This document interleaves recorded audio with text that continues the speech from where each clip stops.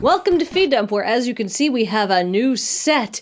Is it not magnificent? Feast your eyes upon its glory. But seriously, we decided to get rid of the purple host chair of power because it was old and gross and ugly, and replace it with these new sleek blue chairs that we got from IKEA because that is what we could afford.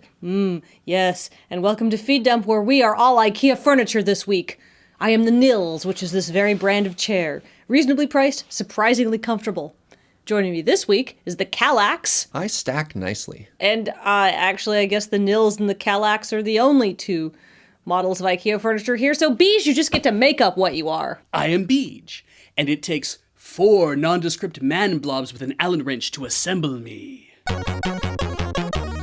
A California man who is wanted by police on theft charges attempted to evade them when they came to his house by painting his face black with a can of spray paint. The police were not fooled, and he was arrested. That's racist! Please tell me his strategy was to be a ninja. He looks like a Looney Tunes character whose plan has gone horribly wrong, which is essentially what he is. What on earth did he steal? I'm guessing it was black spray paint. Psst! Look what I stole! Sorry to burst your bubble, guys, but he stole a car. I feel like Wile E. Coyote would have done a lot better if he'd had an Acme brand car. You know, just run the Roadrunner right off the road. He's a Coyote Beej. He doesn't know how to drive. I don't think Acme makes cars. If they make anvils and giant catapult fly swatter things, they have to make cars. I actually think it's a good thing that Wile E. Coyote doesn't know how to drive a car. Because can you imagine what would happen if he finally caught the Roadrunner? All those years wasted in futility, and then his quest would finally be over? Something his ancestors and his father before him and his father before him had been building towards? And then it would all be done. And he would have no meaning or purpose to his life. It would be like a Coyote midlife crisis, at least. He'd have to go out and trade in that Acme car for an Acme convertible. Kathleen, you just made a beautiful cartoon really dark. It's about a coyote trying to murder a Roadrunner. An argument between a Louisiana man who wanted a can of Budweiser and his friend who handed him a can of Busch instead ended when the disgruntled recipient shot the other man. Props to Anheuser-Busch's marketing team for establishing such strong brand identities that you caused a fight between 2 lifelong friends over 2 beers that you own that taste identical. I can relate. I once ordered a cappuccino, got a latte, and then stabbed him in the neck with that stupid little spoon. Wait, really? Yes. Actually, really?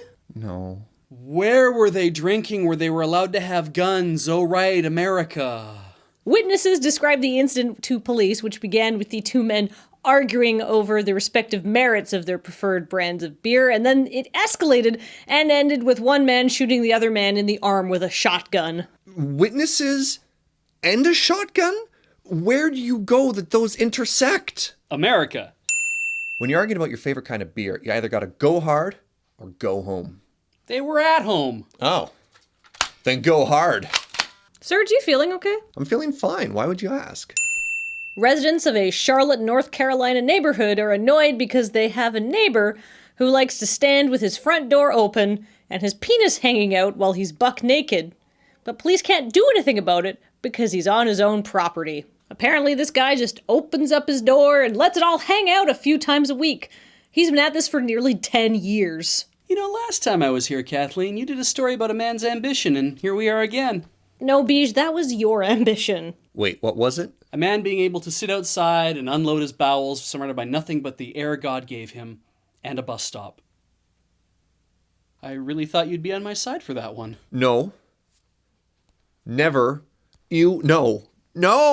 I thought we were friends. You're not invited to use my open-air outhouse ever again. I think it's a great idea. Can we get back to the story now? The decades of free-range wang that's been inflicted on this terrified neighborhood? That has to be a small town thing. You know, if you live in an apartment building, you've definitely seen your neighbors naked. Like, all the time. Yeah, but that's like, you have a big picture window, they have a big picture window, they're just running around naked, getting ready to go out or something like that. It's not like you're taking out the trash and you meet a neighbor who's naked from the waist down, because that is exactly what these people are seeing. Go to wheel out the bin, schlong. That's not the sound effect I would use when throwing out garbage, but schlong it is. America, the beautiful land. You find your land, you build your home. With your own two hands, even, you build a beautiful edifice that is reflective of your own greatness where you can do whatever you want. Oh, the rules of your home. Open your door. Show them your flag. A man in his castle is a king, and you can observe my royal scepter!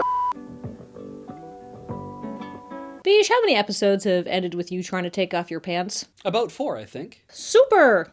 I'm gonna call this episode here because I don't think we can put a penis on our YouTube channel. Anyhow, there may be better sources of news, but they don't have the constant threat of Beej's nudity, and they don't have this hat, which is awesome. It's got the Lure letters on it. It was spray painted, airbrushed. It's a cool hat. I feel like a cool dude. I'm the coolest person in the 1990s. What up, boy? He